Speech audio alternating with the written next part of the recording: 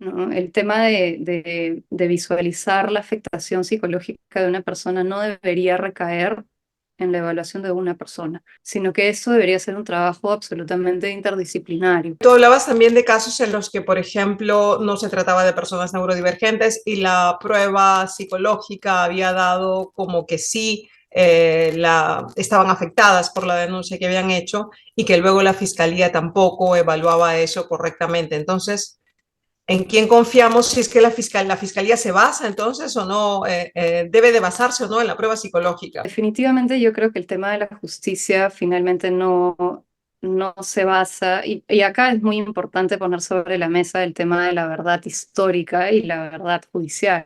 Se hace una diferenciación porque lo que pueda decidir, incluso lo que pueda decidir un juez, porque cuando la fiscalía archiva un caso, no está determinando la inocencia de una persona.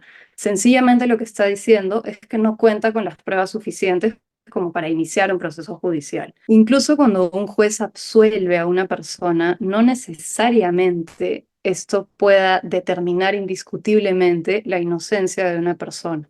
Por eso es que se crea esta diferenciación entre la verdad histórica o la verdad material y la verdad judicial, porque no siempre coinciden. Estamos hablando de personas, quienes administran la justicia son también personas. Son personas que tienen limitaciones, cuyas capacidades pueden ser muy buenas para alguna cosa, pero para otra pueden ser muy malas. En la administración de la justicia estamos hablando de personas con toda su complejidad, con todas sus capas, con toda la profundidad que esto pueda tener. Creo que me estoy yendo un poco por las ramas, pero lo No, que no, no, quería llegar. es interesante saber eso, porque justo lo que has recalcado y que yo también he visto en muchos casos, o sea, que la fiscalía archive un caso, no significa que esa persona denunciada sea inocente, porque la fiscalía no determina ni inocencia ni culpabilidad, lo que has dicho tú, simplemente si hay pruebas para acusar.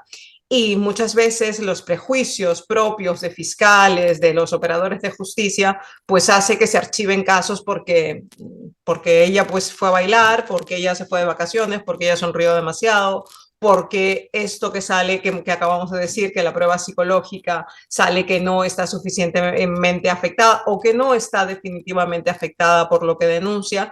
Y puede ocurrir que sea por lo que tú estás hablando, que no hay una especialización importante o unos estudios importantes para quienes acceden a los cargos como psicólogos forenses. Otra cosa que yo sí voy a decir directamente y motivo por el que yo me metí a estudiar muchísimo sobre trauma es que no se tiene la perspectiva de trauma.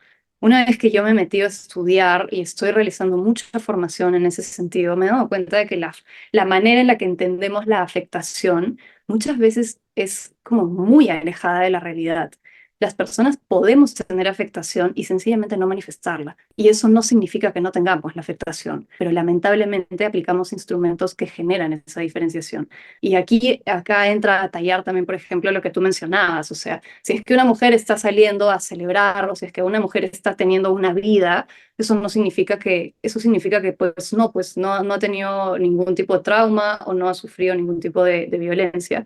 Eso es mentira. Estamos acá trayendo el tema de la víctima ideal, ¿no? Que es todo un mito y es todo un estereotipo. Y es importante traerlo a colación porque muchos fiscales funcionan de acuerdo a eso. ¿Por qué? Justamente por falta de formación y sobre todo, y yo lo voy a decir, por falta de sensibilidad. Acá es muy difícil confiar en la justicia, no solamente por cómo está estructurada, sino sobre todo porque yo tengo, y esta es una opinión muy personal también, yo creo que más bien el sistema funciona muy bien para determinados objetivos que no se nos dice, ¿no? Esto lo dicen las estadísticas muy claro. Las personas que logran una condena en situaciones de violencia son una de cada 200.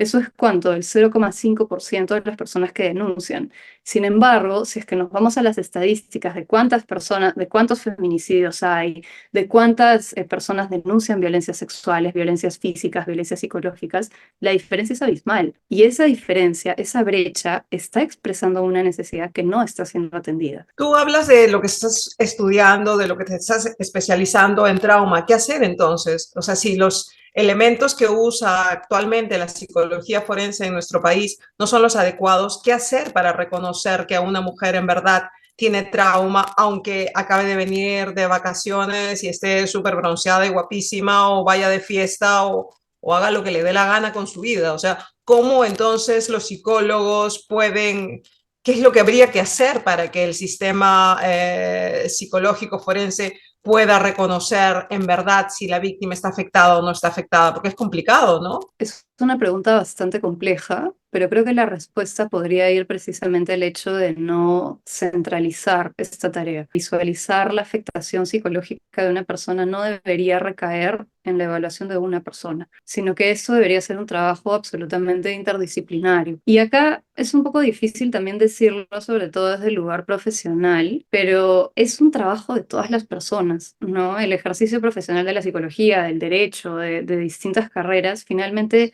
es un reflejo de cómo nos vamos manejando como sociedad, ¿no? Así como se maneja dentro de los grupos sociales las cuestiones de apañamiento, las cuestiones de encubrimiento, lo mismo lo vamos a ver en nuestros sistemas porque al final somos personas. Creo que este proceso es un proceso absolutamente transversal que no solamente tiene que ver con la psicología forense o con la psicología en sí, sino que es una deuda que tenemos como sociedad, ¿no? Tú hablas de un equipo interdisciplinario para este tipo de pruebas. ¿Quiénes tendrían que participar?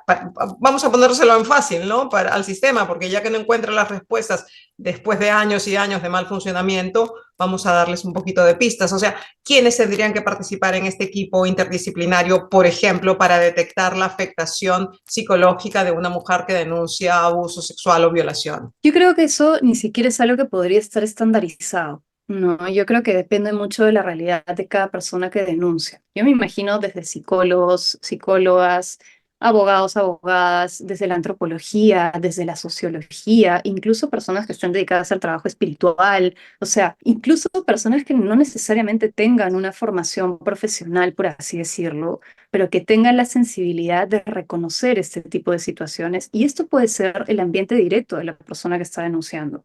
Incluso personas que ni siquiera sean familia o amistades, sino personas con las que se haya compartido espacios de confianza. ¿Por qué? Porque cuando hablamos de un proceso de denuncia, lo primero que se quita son entornos de seguridad. Entonces, cuando sacamos el componente de seguridad, ya estamos generando que la persona se tenga que defender. Y cuando la persona se está defendiendo, no puede mostrar con claridad qué es lo que está pasando dentro de ella, ¿no? Con lo que dices, me imagino que dentro de este equipo interdisciplinario también podrían participar mujeres víctimas, ¿no? Que hayan pasado por el trauma, que hayan sanado y que sepan reconocer lo que ven, ¿no? Porque si lo han pasado, saben reconocerlo de manera más fácil, ¿no? Totalmente. Y de hecho hay una postura dentro de la investigación que se llama conocimiento situado, que esto ha sido propuesto desde distintas autoras, pero sobre todo dentro del feminismo descolonial. Es una postura que se reivindica muchísimo. ¿En qué consiste el conocimiento situado? Que quién tiene mayor valor epistemológico en una investigación, quien tiene la misma experiencia que, por ejemplo, un grupo de personas cuya realidad se está estudiando. ¿Quién mejor que una mujer que ha sobrevivido a violencias para reconocer este tipo de situaciones, ¿no? Por último, Lucía, ¿cómo podríamos resumir todo lo que hemos estado hablando? Creo que en general es muy importante sincerarnos en el sentido de reconocer que las mujeres, pues de cierta forma, mujeres, disidencias y todas las capas que se pueden agregar en este sentido, estamos en un estado de desamparo, que el Estado no cumple con ningún tipo de rol de protección. Que esto lo voy a decir que puede ser un poco controversial, pero finalmente creo que lo que gritan las calles pues tiene mucho sentido de solamente el pueblo va a salvar al pueblo, ¿no? Solamente nos tenemos a nosotras entre nosotras para protegernos y por lo tanto también tenemos de cierta manera que asumir la responsabilidad entre nosotras de proteger a las que tenemos cerca, ¿no? Y por otro lado, este desamparo también está evidenciando el hecho de que los agresores están totalmente protegidos por un sistema que no funciona. Entonces, no podemos aferrarnos con uñas y dientes a un sistema o a las decisiones judiciales que toma un sistema que justamente sirve para proteger a los agresores. Bueno, muchísimas gracias, Lucía. Gracias por tu tiempo y gracias por toda la luz que has podido aportar sobre algo que me resonaba mucho, ¿no? Porque esto sí, esto de la víctima perfecta, pero si a esa exigencia de la víctima perfecta encima no se toma en cuenta las diferentes características de las mujeres y a eso sumamos la capa de neurodivergencia, pues ya estamos fatal dentro del sistema, ¿no? Mucho más desprotegidas aún, ¿no? Muchísimas gracias por todo. Gracias a ti, Leo. Muchas gracias.